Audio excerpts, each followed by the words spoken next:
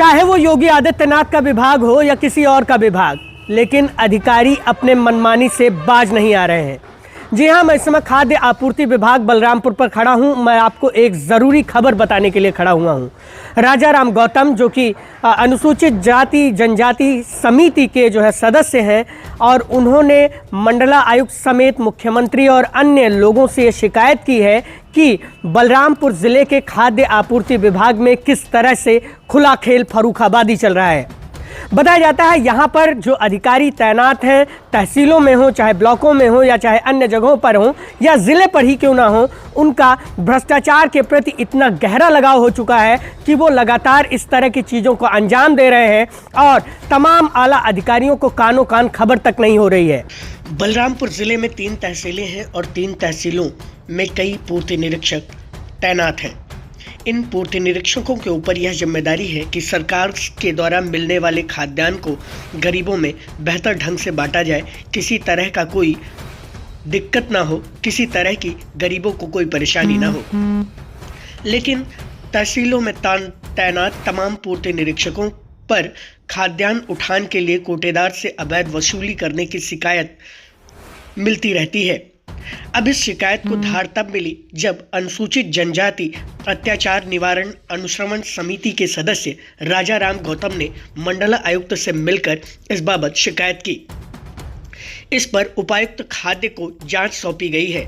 वहीं पूर्ति निरीक्षक ने आरोपों को निराधार बताया है। मंडला आयुक्त को भेजे गए पत्र में राजा राम गौतम ने आरोप लगाया है कि तुलसीपुर के पूर्ति निरीक्षक कोटेदारों से खाद्यान्न उठान के नाम पर प्रति कुंटल 40 से 50 रुपए की वसूली करते हैं। प्रति बोरी में 2 किलोग्राम राशन घटाकर भेजा जाता है। ऐसे में कार्ड धारकों को राशन वितरित करते समय कोटेदार परेशान होते हैं और कार्ड धारकों को राशन कम मिलता है।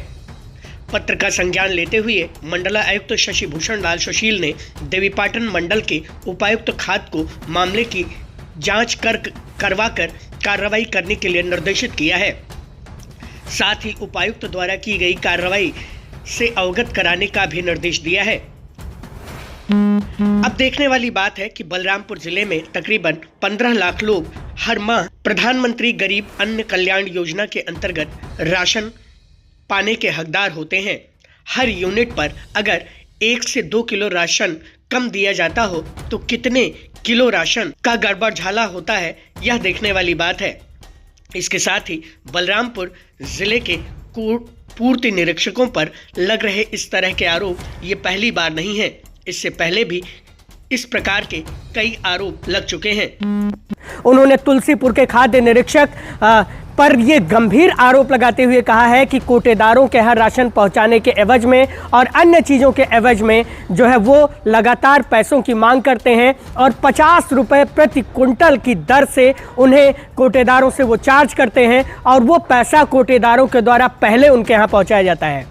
उन्होंने बाकायदा कोटेदारों का नाम लिखते हुए ये चीज़ें बतलाई हैं, जैसे कि विशुनपुर, खैलानिया, मझौआ, इस तरह की जो तमाम कोटेदार हैं तुलसीपुर क्षेत्र के, उन्होंने ये आरोप लगाया है।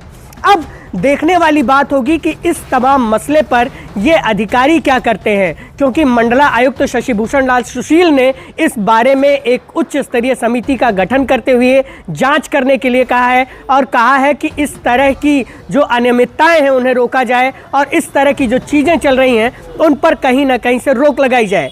लेकिन जो गरीबों के राशन पर डाका पड़ रहा है, इसका खेल बड़ा लंबा है। जब एफसीआई गोदाम से राशन निकलता है तो वहीं से चीज़ों का खेल होना शुरू हो जाता है और आम आदमी के रसोई तक पहुंचने में जो सरकारी खाद्यान्न है उस पर बड़े पैमाने पर खेल होता है।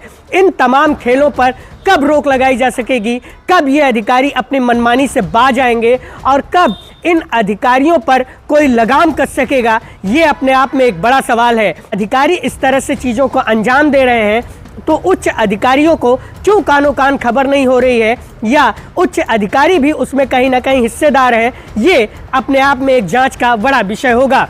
बलरामपुर से मैं योगेंद्र विश्वनाथ त्रिपाठी।